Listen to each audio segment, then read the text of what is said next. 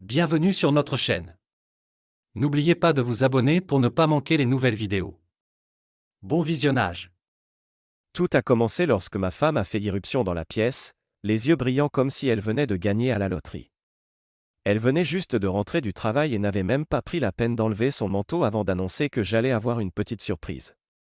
Naturellement, j'ai demandé quel genre de surprise, mais elle m'a simplement adressé un sourire malicieux et a dit « Nous avons des invités ce soir, et ils nous apportent de très bonnes nouvelles. » Cela m'a pris au dépourvu. Des invités?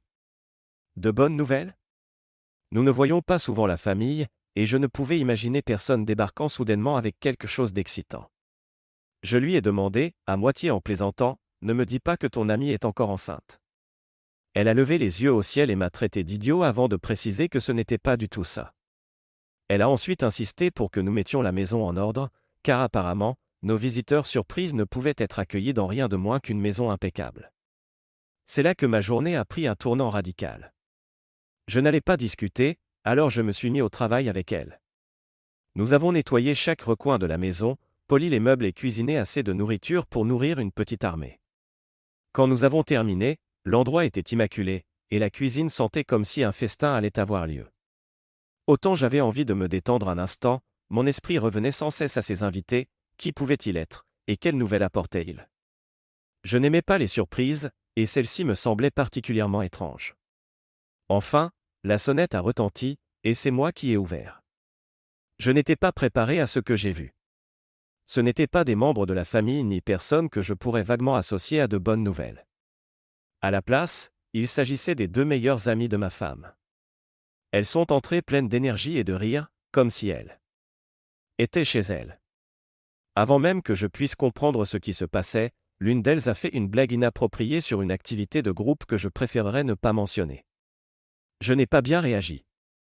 Mon visage a dû montrer à quel point j'étais peu impressionné, mais elles ont juste ri et se sont installées confortablement sur le canapé. Elles n'ont pas perdu de temps pour en venir au fait. L'une d'elles a annoncé avec beaucoup trop d'enthousiasme qu'elles avaient toutes les deux quitté leur emploi. J'ai failli m'étouffer en entendant ça.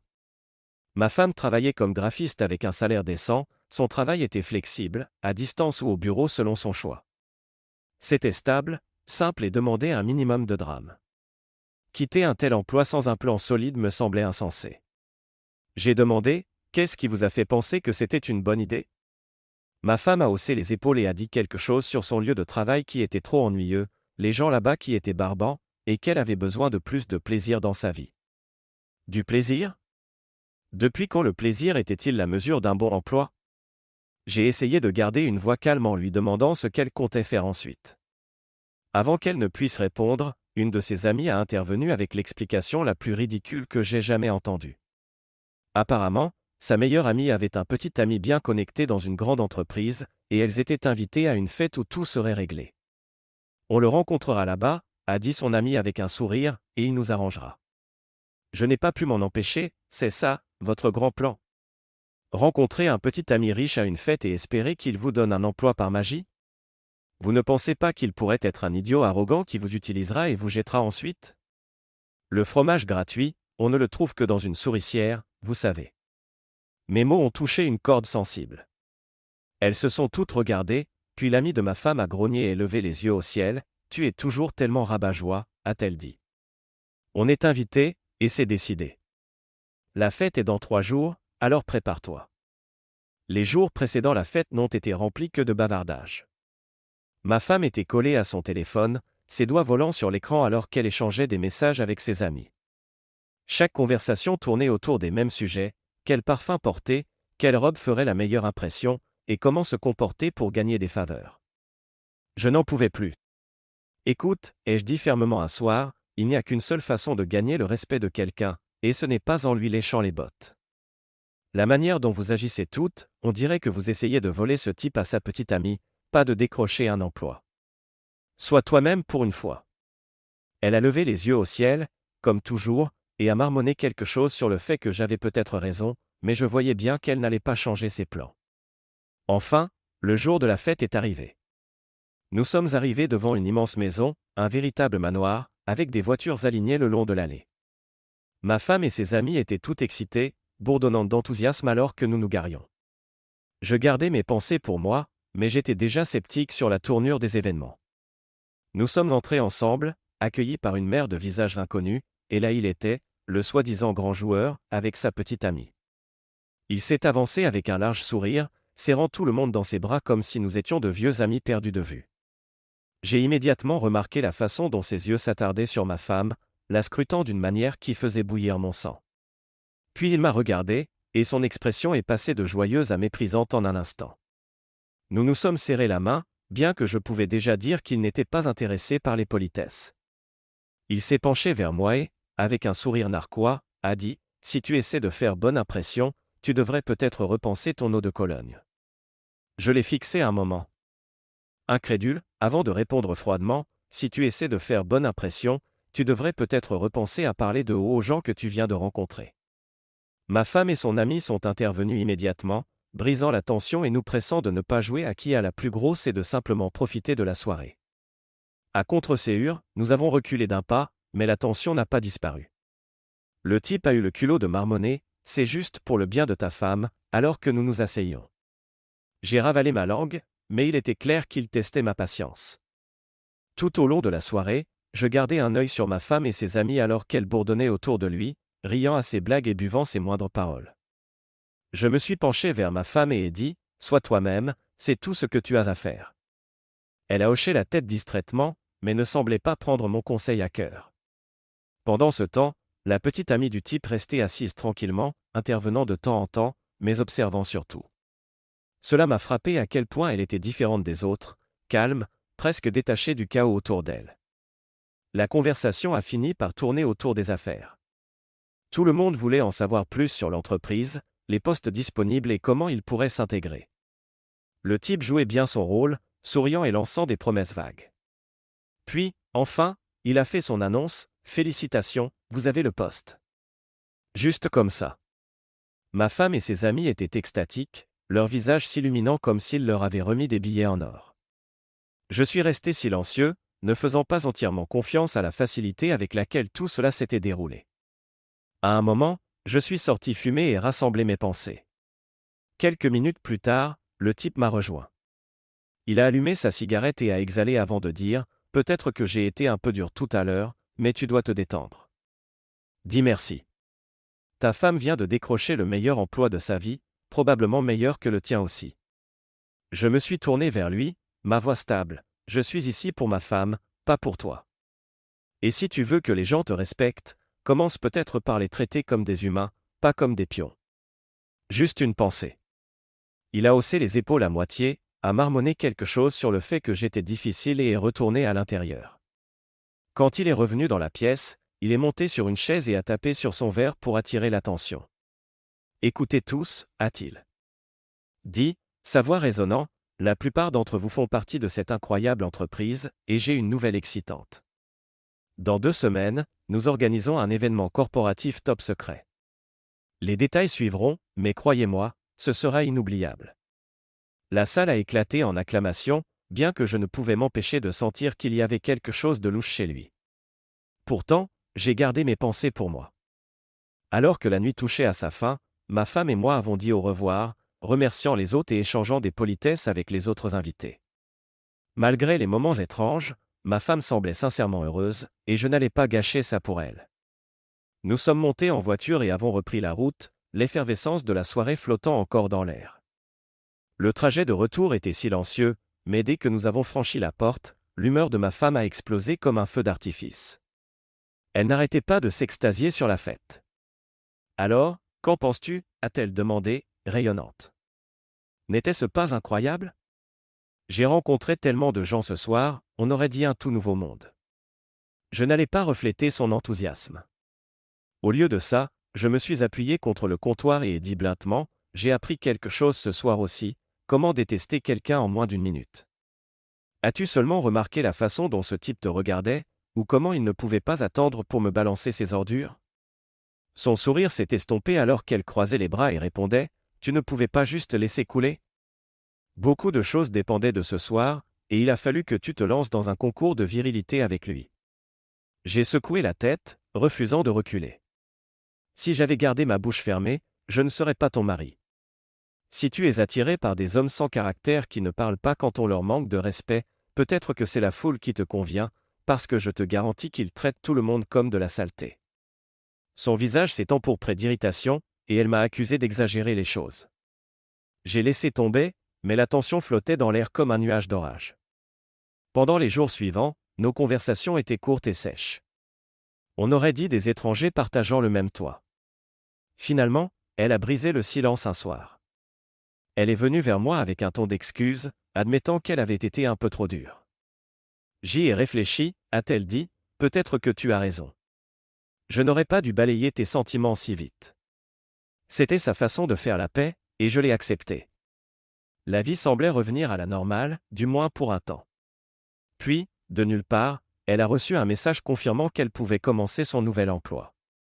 L'excitation est revenue dans sa voix alors qu'elle partageait la nouvelle avec moi. Je l'ai félicitée, bien que je ne pouvais me débarrasser du sentiment que cela viendrait avec des complications. Après son premier jour au travail, elle est rentrée rayonnante. C'était génial, a-t-elle dit, pratiquement bondissante de joie. Le bureau est magnifique, et je travaille dans le même département que mes amis. C'est comme un rêve qui se réalise. J'ai hoché la tête, heureux pour elle, jusqu'à ce qu'elle ajoute, il y a une chose, cependant, tu ne vas pas aimer ça. Cela a attiré mon attention. Elle a hésité avant d'expliquer, le chef de notre département, c'est ce type, tu sais, celui de la fête.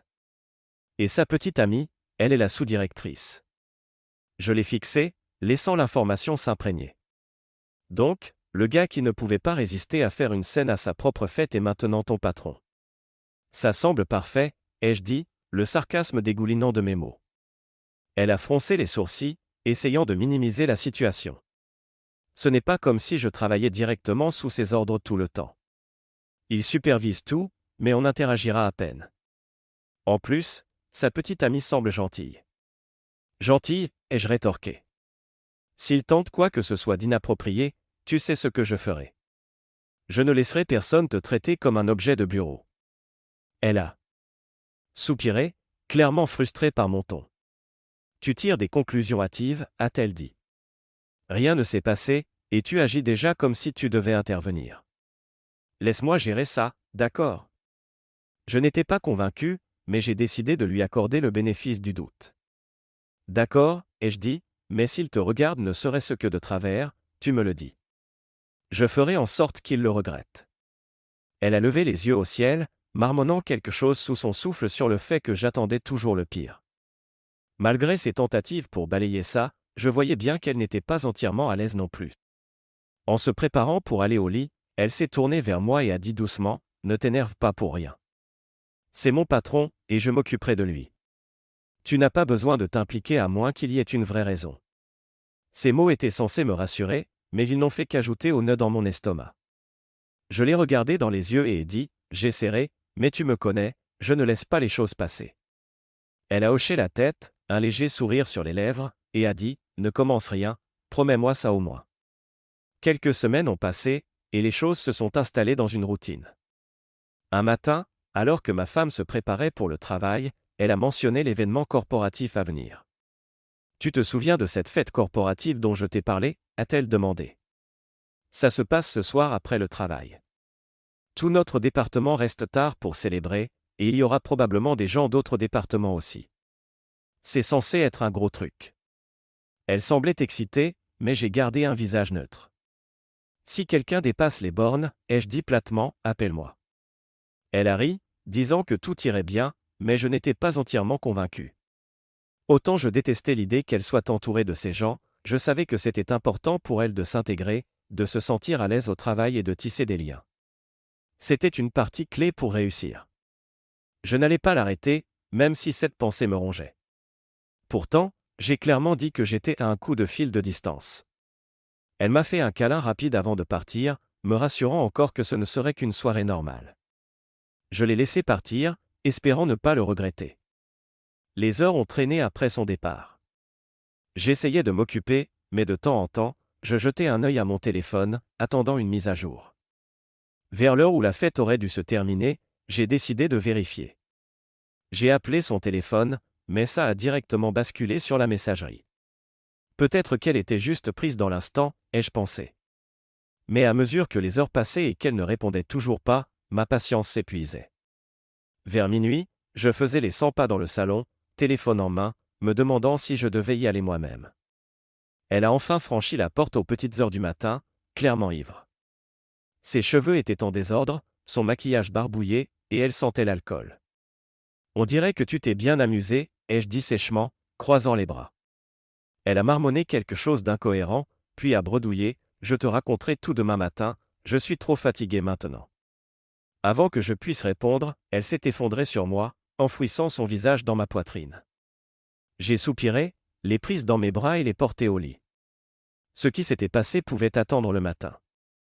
Le lendemain, je me suis réveillé avec elle qui me secouait l'épaule. Tu ne vas pas croire ce qui s'est passé hier soir, a-t-elle dit, sa voix mêlée d'excitation et d'embarras. Elle s'est lancée dans un récit détaillé de la soirée, racontant comment les gens de son entreprise savaient vraiment faire la fête. Puis elle a lâché la bombe, oh, et ne t'inquiète pas pour ce type, il était collé à sa petite amie tout le temps. Mais écoute ça, la fête s'est terminée par un événement échangiste. Tu peux imaginer ? Je l'ai fixé, abasourdi. Un quoi, ai-je exigé. Elle a ri nerveusement. Détends-toi, je ne suis pas resté pour cette partie. Je suis parti quand les choses ont commencé à devenir bizarres. Mais mes amies, eh bien, elles ont dit que c'était sauvage. Comme elles n'ont pas de petits amis, elles se sont senties libres de participer. Mon choc s'est transformé en colère. Tu me dis que ton lieu de travail a organisé une fête échangiste, et tu trouves ça drôle. Elle a levé les yeux au ciel. Je t'ai dit que je n'ai pas participé. J'ai juste pensé que tu trouverais ça intéressant. Je n'étais pas amusé. Laisse-moi être clair, ai-je dit sèchement, à partir de maintenant, tu ne vas plus à ces événements. Je me fiche que ce soit juste boire du vin. Si c'est le genre de culture qu'ils encouragent, je ne fais pas confiance. Tu peux socialiser pendant les heures de travail, mais ces fêtes après les heures sont interdites. Elle a semblé offensée. Tu ne penses pas que je peux me contrôler, a-t-elle demandé. Ce n'est pas à propos de toi, ai-je répondu, c'est à propos des gens que tu fréquentes. La dispute a brièvement escaladé, elle m'accusant d'être trop protecteur, et moi tenant bon sur ma position. Elle a insisté qu'elle pouvait se débrouiller seule, mais je ne bougeais pas. Finalement, nous nous sommes lassés de l'échange et avons laissé la conversation s'éteindre pour l'instant.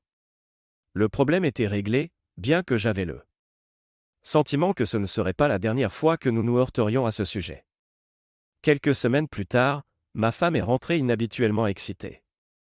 Elle a posé son sac et s'est immédiatement lancée dans une histoire sur un nouveau projet au travail. Nous concevons des tickets de métro, a-t-elle dit, pratiquement sautillant sur ses talons. C'est un contrat gouvernemental, tu peux le croire ? Je travaille dessus avec mes amis, et nous allons tout gérer nous-mêmes. C'est une grosse affaire. J'ai hoché la tête, reconnaissant son enthousiasme. Ça semble impressionnant, ai-je dit, fais juste attention. Je ne fais toujours pas confiance à certaines de tes amies. Elles ont été une mauvaise influence avant. Elle a levé les yeux au ciel. Oh, allez, a-t-elle dit, c'était une chose ponctuelle, et ce n'était même pas moi qui étais impliqué. Qui sommes-nous pour juger les autres de toute façon ? Je l'ai laissé passer, mais ces mots ne m'ont pas vraiment rassuré. Au cours des jours suivants, elle rentrait tard plus souvent que d'habitude. Chaque fois, elle avait la même excuse, on fait de vrais progrès sur le projet, ça va être incroyable quand ce sera fini. Je n'ai pas trop insisté, mais je lui ai rappelé de garder un œil sur ses priorités. Les nuits tardives s'accumulaient, et je n'étais pas sûr que ce projet valait le tribut qu'il prenait. Pourtant, elle m'a assuré que tout était sous contrôle, et j'ai décidé de lui faire confiance pour l'instant. Un soir, elle est venue vers moi avec une nouvelle tournure. Tu ne vas pas le croire, a-t-elle dit, pratiquement rayonnante. Nous avons trouvé comment transformer ce projet en une opportunité pour une promotion. S'il réussit, ça arrivera à peu près en même temps que l'anniversaire de ce type de la fête. Sa petite amie nous en a parlé, et elle a suggéré qu'on le rende spécial. Mon expression a dû trahir mon scepticisme, car elle a ajouté rapidement, ne t'inquiète pas, c'est juste un petit effort supplémentaire, ça en vaudra la peine. Puis elle a lâché la vraie surprise, sa petite amie m'a aussi demandé de faire un énorme gâteau d'anniversaire pour l'occasion. Tu sais que j'ai toujours adoré faire de la pâtisserie, c'est mon rêve de travailler avec du matériel professionnel, et sa famille possède une petite boulangerie avec tout ce dont je pourrais avoir besoin. Nous allons faire le gâteau ensemble. Je ne pouvais m'empêcher de ressentir une pointe d'inquiétude. C'est beaucoup à gérer, ai-je dit, le projet est maintenant ce gâteau. Comment vas-tu jongler avec les deux? Elle a balayé mes préoccupations d'un sourire confiant. Ça ira, a-t-elle dit, elle est la sous-directrice, souviens-toi. Elle a dit que je pouvais quitter le travail un peu plus tôt pour aider à la boulangerie. Tout est arrangé. Je n'étais pas entièrement convaincu, mais j'ai décidé de laisser les choses se dérouler. Et tes amis, ai-je demandé. Elles ne vont pas se sentir laissées pour compte si tu travailles étroitement avec sa petite amie. Elles ont leur propre truc à s'occuper, a-t-elle répondu. L'une d'elles a même dit que s'il n'était pas pris, elle aurait déjà couché avec lui. Tu peux le croire? Son ton était à moitié amusé, à moitié exaspéré. Honnêtement, c'est une bonne chose que j'aide sa petite amie. Elle est visiblement gênée par toute l'attention qu'il reçoit, et je peux la soutenir tout en construisant une meilleure relation. C'est gagnant-gagnant. Je me suis adossé à ma chaise, réfléchissant à tout ça.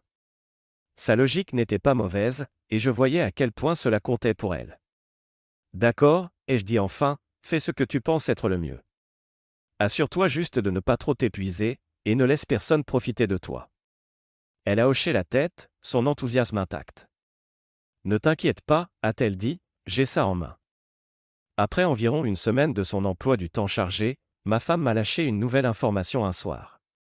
Écoute, a-t-elle dit, assise en face de moi à la table de la cuisine, le type du travail, tu sais, lui et sa petite amie pourraient venir bientôt. Elle et moi sommes devenus bonnes amies, et je pense que ça pourrait être une bonne opportunité pour nous. Avoir des connexions comme eux dans l'entreprise, c'est inestimable. C'est une réunion sans danger, et tu seras là pour garder un œil sur les choses. Promets-moi juste que tu seras poli, d'accord? Pas de remarques cinglantes. Je voyais qu'elle était sérieuse à ce sujet, alors j'ai accepté à contre-séure. D'accord, ai-je dit, mais ne t'attends pas à ce que je joue les autres s'ils commencent à se comporter comme un con. À l'approche du jour de leur visite, nous nous sommes tous les deux mis au travail pour préparer. Ma femme a nettoyé la maison de fond en comble pendant que je me concentrais sur la nourriture. J'ai décidé de mettre les bouchées doubles et j'ai appelé mon père, qui gérait un petit ranch. Il avait toujours les meilleures coupes de viande, et je savais que je pouvais compter sur lui pour m'aider à les mariner parfaitement. Il m'a même donné quelques conseils pour griller afin que ça sorte impeccable. Quand tout était prêt, la maison était impeccable, et le repas s'annonçait comme quelque chose de spécial. Enfin, le soir est arrivé, et ils sont apparus pile à l'heure. Dès qu'il a franchi la porte, il n'a pas perdu de temps pour faire un commentaire. Joli endroit, a-t-il dit, regardant autour de lui avec une expression qui ne correspondait pas à ses mots. Avant que je puisse répondre, sa petite amie lui a donné une légère tape sur le bras. Comporte-toi bien, a-t-elle dit en riant, désamorçant la situation. Je n'ai pas pu m'empêcher de sourire intérieurement, au moins, quelqu'un savait comment le tenir en laisse. Nous sommes passés dans la cour arrière où j'avais allumé le grill. L'arôme de la viande marinée emplissait l'air, et tout le monde semblait impressionné quand j'ai servi la nourriture. Sa petite amie a complimenté le repas immédiatement. C'est incroyable, a-t-elle dit en coupant son steak. Mais bien sûr, il ne pouvait pas laisser passer ça sans un commentaire. C'est intéressant, a-t-il dit, piquant la viande avec sa fourchette, un peu sec, peut-être. Je n'ai pas raté une seconde. Eh bien, ta petite amie ne semble pas penser ça, ai-je répondu en hochant la tête vers elle. Elle a levé les yeux de son assiette et a souri. C'est parfait, a-t-elle dit. Détends-toi, mon chéri. Ça l'a fait taire, et je pouvais voir que ça l'avait un peu piqué. Au fil de la soirée, la conversation est devenue plus décontractée. Nous avons parlé du travail, des projets à venir et des potins généraux du bureau. Mais je ne pouvais ignorer la façon dont il continuait de jeter des coups d'œil à ma femme. Ce n'était pas subtil, et ça commençait à m'irriter. Finalement, j'ai décidé de l'affronter directement. Quelque chose ne va pas, lui ai-je demandé franchement. Il a semblé surpris un instant, puis s'est repris rapidement. Non, a-t-il dit en secouant la tête, c'est juste ces boucles d'oreilles, elles me rappellent une paire que ma mère portait. Cette explication semblait étrange, mais avant que je puisse insister, il a changé de sujet. Ta femme est incroyablement travailleuse, a-t-il dit en se tournant vers moi. Elle reste tard au bureau, et son dévouement n'est pas passé inaperçu. Si les choses continuent comme ça, je ne serais pas surpris qu'elle obtienne une promotion bientôt. Le visage de ma femme s'est illuminé à ce commentaire. Vraiment, a-t-elle demandé, son excitation évidente. Il a hoché la tête, souriant d'une manière que je ne pouvais pas tout à fait croire. Quand ils sont partis, la soirée s'était déroulée aussi bien que je pouvais l'espérer, malgré son comportement agaçant. Aucun conflit majeur n'avait surgi, et ma femme semblait sincèrement satisfaite de la tournure des événements. Alors que nous nous tenions près de la porte pour leur dire au revoir, elle m'a regardé avec un sourire satisfait. « Tu vois, ce n'était pas si mal, a-t-elle dit. J'ai hoché la tête, bien que mon esprit continuait de tourner autour de certaines choses qu'il avait dites et faites. Mais pour l'instant, j'ai laissé tomber. Ils sont repartis dans la nuit, nous laissant avec le calme de notre maison une fois de plus. Le temps a passé, et le jour est enfin arrivé où ma femme devait livrer le gâteau pour l'anniversaire de son patron. Ce matin-là, elle débordait d'énergie alors qu'elle préparait tout.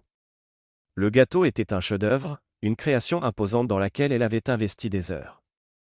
C'est le jour J, a-t-elle dit en le rangeant soigneusement dans une grande boîte. On le remettra, et ils vont l'adorer.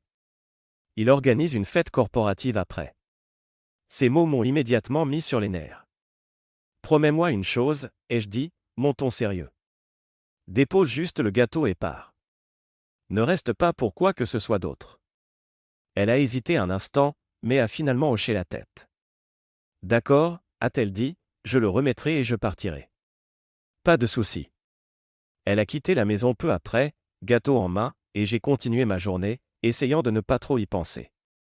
Les heures ont passé, et je n'avais pas eu de nouvelles d'elle. Ce n'était pas inhabituel, mais alors que l'après-midi se transformait en soirée, j'ai commencé à m'inquiéter. Elle avait envoyé un seul texto disant qu'elle livrait le gâteau, mais rien depuis. Le silence était étrange, et mon instinct me disait que quelque chose n'allait pas. J'ai décidé de l'appeler pour vérifier. Le premier appel est resté sans réponse, tout comme le deuxième. Au troisième, je commençais à m'énerver. Ce n'était pas son genre, et je ne pouvais me débarrasser du sentiment que quelque chose clochait. Mon esprit s'emballait avec des possibilités, aucune d'elles bonne. J'ai pensé à rappeler, mais avant que je puisse le faire, mon téléphone a vibré. Le numéro était inconnu. « Allô » ai-je répondu, ma voix tranchante. À l'autre bout, une voix d'homme, inconnue mais moqueuse. « Eh, mec » a-t-il dit, retenant à peine son rire, « tu ne vas jamais le croire, mais ta femme vient d'obtenir une grosse promotion, et laisse-moi te dire, elle célèbre vraiment ça. Pourquoi ne viens-tu pas ici voir par toi-même ? Peut-être la féliciter pendant que tu y es. » Son rire a résonné dans mon oreille avant qu'il ne raccroche. Mon sang s'est glacé. Le ton, les mots, tout semblait faux. J'ai su immédiatement que je ne pouvais pas ignorer ça. J'ai fait les 100 pas dans la pièce, essayant de réfléchir clairement. Mes yeux sont tombés sur la porte du garage, et une idée m'a frappé. Il y a des années, quand je vivais à la campagne, mon père m'avait donné une bombe de spray anti-ours, une énorme, prévue pour les urgences. Elle était restée dans le garage depuis, intacte mais toujours dans sa date de péremption. J'ai ouvert le garage et fouillé les étagères jusqu'à ce que je la trouve, rangée derrière de vieux outils. Son poids dans ma main était étrangement rassurant. J'ai vérifié la bombe soigneusement, elle était en parfait état, prête à l'emploi si nécessaire. Les souvenirs de la voix de mon père me sont revenus alors que je l'inspectais. Il avait toujours dit qu'il valait mieux l'avoir et ne pas en avoir besoin que d'en avoir besoin et ne pas l'avoir. Je ne savais pas dans quoi je m'engageais, mais je me sentais mieux en sachant que j'avais quelque chose pour équilibrer les chances si les choses tournaient mal. L'étape suivante était de découvrir où elle était. Je n'avais pas d'adresse exacte, mais je connaissais assez bien le bureau et sa disposition pour faire une supposition éclairée. La fête avait probablement lieu dans l'un des espaces loués par l'entreprise, et ça ne me prendrait pas longtemps pour le trouver. J'ai pris mes clés et mon téléphone, vérifiant 2 fois que j'avais tout ce dont j'avais besoin. Mon instinct me disait de ne plus perdre de temps. En m'installant au volant, j'ai pris une profonde inspiration pour me calmer. Mon esprit était un mélange de colère, d'inquiétude et de détermination. Quoi qu'il se passe, j'allais aller au fond des choses. Quand j'ai démarré le moteur, le rugissement m'a semblé comme un appel à l'action. Sans une hésitation de plus, j'ai quitté l'allée et me suis dirigé vers le bureau, prêt à affronter ce qui m'attendait. Quand je suis arrivé au bâtiment, la scène à l'intérieur était immédiatement chaotique. À travers les grandes fenêtres, je pouvais voir une fête en plein essor, mais loin de toutes sortes de rassemblements corporatifs que j'avais imaginés. Des gens étaient affalés sur les meubles, des verres à la main, certains dépassant clairement des limites qui n'avaient pas leur place dans un cadre professionnel. La musique était forte, et l'atmosphère était lourde d'un sentiment d'abandon. Mon estomac s'est retourné alors que je sortais de la voiture, serrant mon téléphone fermement dans une main. Quelque chose dans tout ça semblait totalement faux, et j'étais déterminé à aller au fond des choses. En entrant dans le bâtiment, l'air était épais d'alcool et de sueur. J'ai balayé la pièce du regard à la recherche de ma femme, mais je ne l'ai pas trouvée. À la place, j'ai repéré un homme appuyé nonchalamment contre le mur, riant de quelque chose sur son téléphone. Sans hésiter, je me suis approché de lui. « Où est-elle » ai-je exigé, ma voix basse mais ferme. L'homme m'a regardé, confus, jusqu'à ce que je précise « ma femme ». « Où est-elle » Comme il ne répondait toujours pas, je me suis penché plus près. « Si tu ne me le dis pas tout de suite, je te casse la figure. À toi de choisir. » La menace a dû fonctionner, car il a rapidement pointé vers une pièce à l'arrière. « Elle est là-dedans » a-t-il bégayé, avec des gens. Je n'ai pas perdu de temps, le poussant pour passer. Je me suis dirigé vers la pièce qu'il avait indiquée, mon cœur battant, un mélange de colère et de crainte me traversant.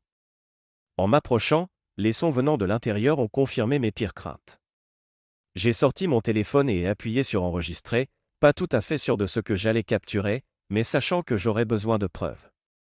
Prenant une profonde inspiration, j'ai poussé la porte et suis entré. Ce que j'ai vu m'a figé sur place un instant. La pièce était faiblement éclairée, et là elle était, entourée de plusieurs hommes, y compris cet enfoiré arrogant du travail. Elle était couverte d'un liquide quelconque, riant et participant à quelque chose que je n'aurais jamais pensé voir. Ils étaient tellement absorbés par ce qu'ils faisaient qu'ils ne m'ont même pas remarqué debout là. Ma main s'est resserrée autour de mon téléphone alors que je continuais d'enregistrer, capturant chaque détail. La trahison me coupait plus profondément à chaque seconde, mais je me suis forcé à rester silencieux. Ce n'était pas le moment pour une confrontation, pas encore. Une fois que j'ai eu assez de faux otages, je suis sorti discrètement de la pièce, mon esprit en ébullition. Ma poitrine était serrée, et ma colère menaçait de déborder, mais je devais rester concentré. De retour à ma voiture, j'ai pris la bombe anti-ours et le couteau que j'avais apporté. Leur poids me semblait ancrant, un rappel que je n'étais pas impuissant dans cette situation. J'ai pris un moment pour me calmer avant de retourner à l'intérieur, déterminé à mettre fin à cette folie une fois pour toutes. Je suis allé directement dans la zone principale du bureau, ignorant les regards et les rires des fêtards autour de moi. Trouvant un endroit central, j'ai posé la bombe par terre, sorti le couteau et l'ai percé d'un mouvement rapide et décisif. Le spray sous pression a jailli instantanément, remplissant la pièce d'une brume étouffante intense. Des cris et des toux ont éclaté alors que les gens se précipitaient pour échapper à l'irritation, leur fête s'arrêtant brutalement. Je suis resté là un moment, regardant le chaos se dérouler, avant de tourner les talons et de me diriger vers la sortie. L'air frais dehors m'a frappé comme une gifle, dégageant mes poumons et ma tête. J'ai jeté la bombe maintenant vide sur la banquette arrière de ma voiture et ai pris un moment pour me ressaisir. Mes mains tremblaient, non pas de peur, mais de l'adrénaline pure qui courait dans mes veines. Les événements de leur passé semblaient irréels, mais il n'y avait pas de temps pour s'attarder là-dessus maintenant. J'avais fait ce que je devais faire. Il était temps de rentrer. En m'éloignant, j'ai gardé les fenêtres baissées, laissant l'air frais de la nuit me balayer. Mon esprit repassait tout ce que j'avais vu et fait, chaque détail s'incrustant dans ma mémoire. Le téléphone avec l'enregistrement était posé sur le siège passager, un témoin silencieux de la trahison que j'avais découverte. Malgré la colère et la douleur qui bouillonnaient encore en moi, je ressentais une étrange clarté.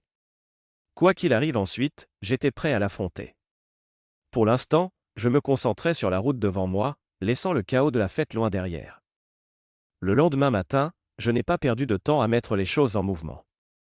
Pendant que ma femme était encore absente, j'ai commencé à emballer toutes ses affaires, vêtements, chaussures, accessoires, tout étalé dans des sacs et des boîtes.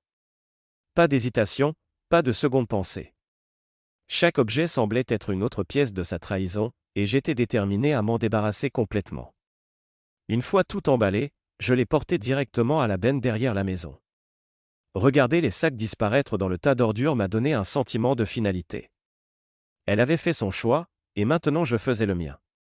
Après avoir réglé ses affaires personnelles, je me suis tourné vers les objets de valeur dans la maison. Tout l'argent que nous avions mis de côté, je l'ai pris et caché dans mon propre endroit secret, un petit compartiment derrière un faux panneau au sous-sol.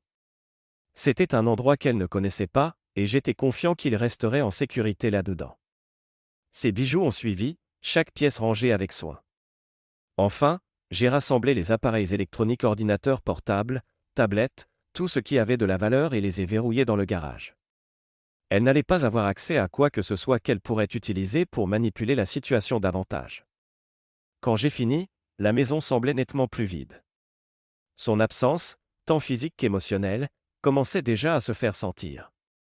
Mais au lieu de tristesse, je ressentais une résolution croissante. Ce n'était pas une question de punition ou de vengeance, il s'agissait de reprendre le contrôle de ma vie. Elle avait franchi une ligne, et il n'y avait pas de retour en arrière possible. J'ai passé le reste de la journée à ranger l'espace, m'assurant que tout était en ordre avant l'inévitable confrontation. Ce soir-là, elle est enfin rentrée à la maison. En franchissant la porte, son expression a rapidement changé quand elle a vu les espaces vides où ses affaires se trouvaient autrefois. « Qu'est-ce que tu fais » a-t-elle demandé, sa voix tranchante de confusion. Je n'ai pas répondu immédiatement, lui faisant signe de s'asseoir à la table. « Assieds-toi » ai-je dit fermement. Elle a hésité, mais a fini par obéir, sentant la gravité du moment. J'ai sorti mon téléphone, le tenant dans ma main mais sans encore lui montrer quoi que ce soit. « Laisse-moi te raconter une histoire » ai-je commencé, ma voix stable. Il était une fois une femme qui pensait pouvoir duper son mari. Elle lui a menti, l'a trahi, et est même allée jusqu'à faire un gâteau pour son amant. Mais le mari n'était pas aussi aveugle qu'elle le pensait. Il a tout découvert. Il a même tout enregistré en vidéo. À mesure que je parlais, son visage devenait plus pâle à chaque mot. Quand j'ai fini, elle semblait sur le point de s'évanouir. « De quoi parles-tu » a-t-elle bégayé. « Je ne sais pas ce que tu penses avoir vu, mais ce n'est pas vrai. C'était une blague, une farce. Tu prends ça beaucoup trop au sérieux. » Ces excuses n'ont fait qu'alimenter ma colère. « Une farce » ai-je répété, mon ton glacial. « Tu t'attends à ce que je croie ça ? Tes affaires sont déjà à la poubelle, alors tu peux partir quand tu veux. J'en ai fini avec tes mensonges. » Elle s'est levée d'un bond, sa voix montant dans une tentative désespérée. « Tu ne peux pas juste me jeter dehors. C'est ma maison aussi. On peut parler de ça, s'il te plaît, laisse-moi juste expliquer. » Mais je n'étais pas intéressé à l'écouter. Les images de la nuit précédente étaient gravées dans ma mémoire, et aucune discussion n'allait changer ça. Elle a commencé à pleurer, sa voix se brisant alors qu'elle me suppliait de reconsidérer. « Tu ne comprends pas » a-t-elle dit, les larmes coulant sur son visage. Ce n'était pas ce que ça semblait être. J'ai fait une erreur, mais ça ne veut rien dire. On peut arranger ça. J'ai secoué la tête, insensible à son spectacle. Ça veut tout dire, ai-je répondu, et on ne peut pas arranger ça. C'est fini. Son désespoir s'est transformé en colère, et elle a commencé à crier, m'accusant d'être sans cœur et déraisonnable. Mais je suis resté ferme, tenant ma position alors qu'elle sombrait dans une crise complète. Elle a hurlé, pleuré, et a même jeté une chaise à travers la pièce dans sa frustration. Mais rien de ce qu'elle disait ou faisait ne pouvait changer mon avis. J'ai ouvert la porte et ai pointé dehors. « Pars » ai-je dit fermement, maintenant. Elle est restée là un moment, respirant lourdement, son visage mêlé de fureur et de défaite. Enfin, elle est sortie en trombe, claquant la porte derrière elle. Le silence qui a suivi était assourdissant, mais aussi libérateur. Pour la première fois depuis ce qui semblait une éternité, j'étais seul avec mes pensées, libéré du poids de ces mensonges. J'ai verrouillé la porte et ai pris une profonde inspiration, prêt à commencer à reconstruire ma vie. Le lendemain du départ de ma femme, je me suis assis avec mon téléphone et les vidéos que j'avais enregistrées. La colère et la trahison brûlaient encore dans ma poitrine, mais je savais qu'il y avait une autre personne qui devait être tenue responsable. L'enfoiré arrogant qui avait orchestré et encouragé tout ça n'allait pas s'en tirer indemne. Après mûre réflexion, j'ai décidé d'envoyer les preuves à la seule personne qui pouvait le faire tomber, sa petite amie. Elle méritait de connaître la vérité sur l'homme qu'elle pensait aimer, et je savais qu'elle pouvait avoir un impact plus grand que moi seul. J'ai trouvé son numéro dans de vieux messages et ai composé un texto, le gardant bref. J'ai joint la vidéo et ai écrit « Tu dois voir ça. Tu mérites de savoir à qui tu as affaire. » J'ai appuyé sur envoyer et ai attendu. Il n'a pas fallu longtemps pour qu'elle m'appelle, sa voix tremblante de choc et de colère. Je n'arrive pas à y croire, a-t-elle dit, essayant clairement de digérer ce qu'elle venait de voir. Que suis-je censé faire maintenant? Je n'ai pas enrobé ma réponse. Tu sais exactement ce que tu dois faire, ai-je dit. Porte ça au PDG. Envoie-le anonymement si tu veux, mais assure-toi que l'entreprise sache à qui ils ont affaire. Elle a hésité un moment avant d'acquiescer.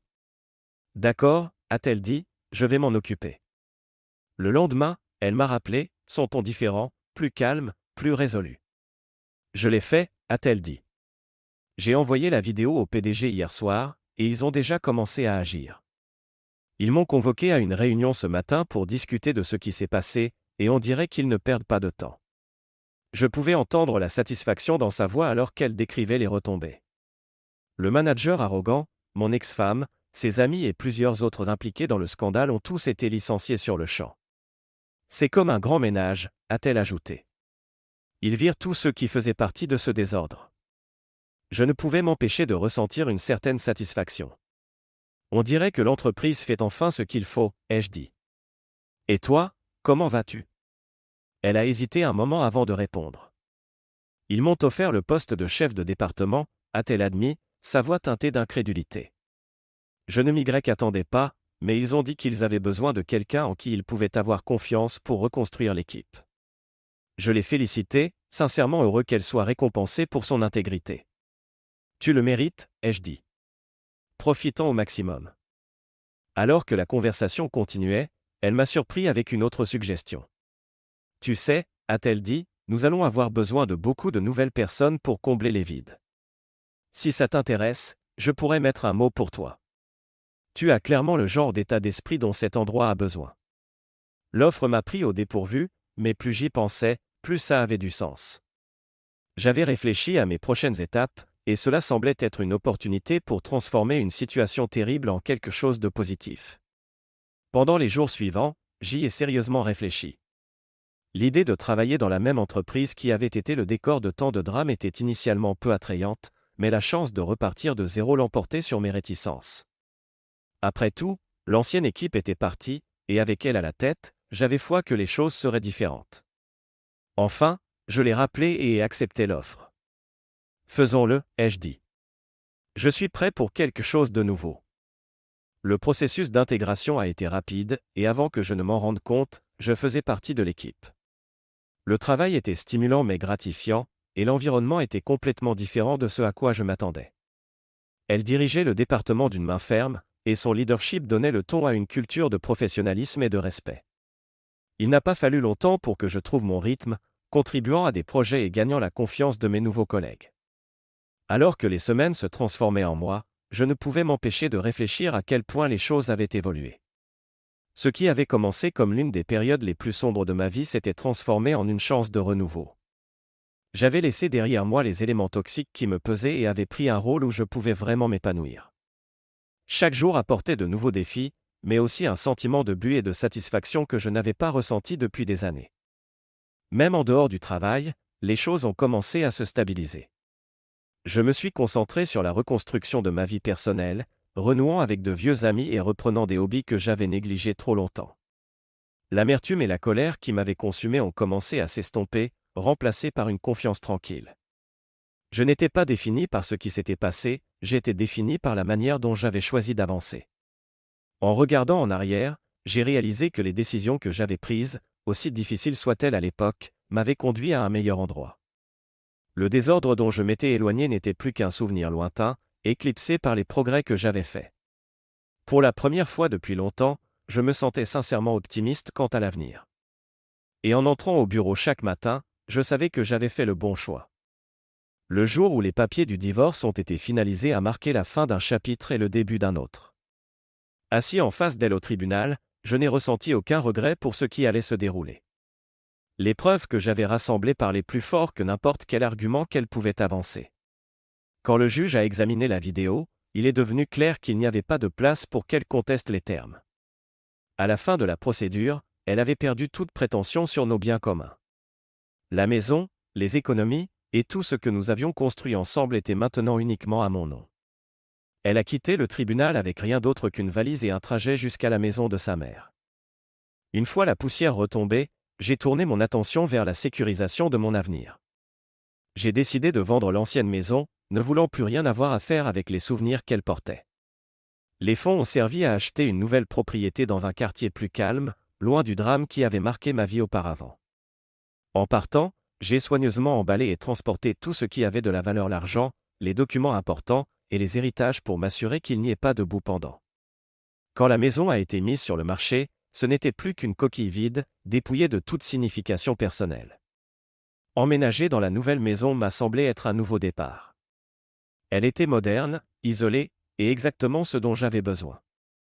J'ai installé des caméras de sécurité et renforcé les serrures, non par paranoïa, mais par précaution.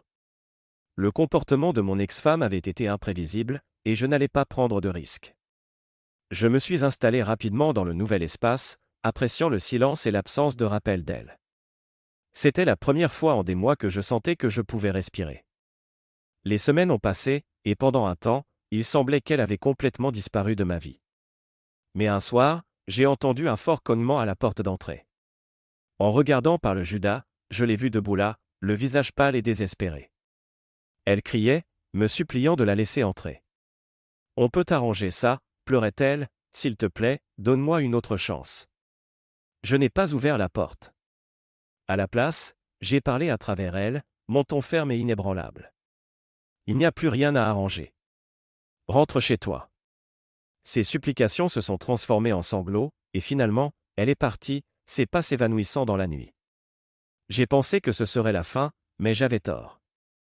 Tard une nuit, je me suis réveillé à l'odeur de quelque chose qui brûlait. La panique m'a envahi alors que je sautais du lit et courais vers la porte d'entrée. La source de l'odeur était claire, quelqu'un avait mis le feu à la porte. Heureusement, les flammes ne s'étaient pas propagées loin, et j'ai réussi à les éteindre rapidement. Une fois le danger immédiat écarté, j'ai vérifié les images de sécurité. Bien sûr, elle était là, prise sur le fait. Son visage était immistakable, et les images ne laissaient aucun doute. Le lendemain matin, j'ai porté les preuves directement à la police. J'ai expliqué la situation, remis la vidéo, et les ai laissés s'en occuper. Il ne leur a pas fallu longtemps pour la retrouver et l'amener pour un interrogatoire. L'affaire était solide, et elle n'a eu d'autre choix que d'admettre ce qu'elle avait fait. Le tribunal lui a infligé une lourde amende, une que je savais qu'il lui faudrait des années pour payer. C'était une conséquence appropriée pour son comportement irresponsable. Les suites ont été étonnamment calmes. La nouvelle de ce qu'elle avait fait s'est rapidement répandue, et la honte semblait peser lourdement sur elle. Elle n'a plus essayé de me contacter, ni fait d'autres tentatives pour perturber ma vie. L'amende et les répercussions légales suffisaient à la tenir en échec.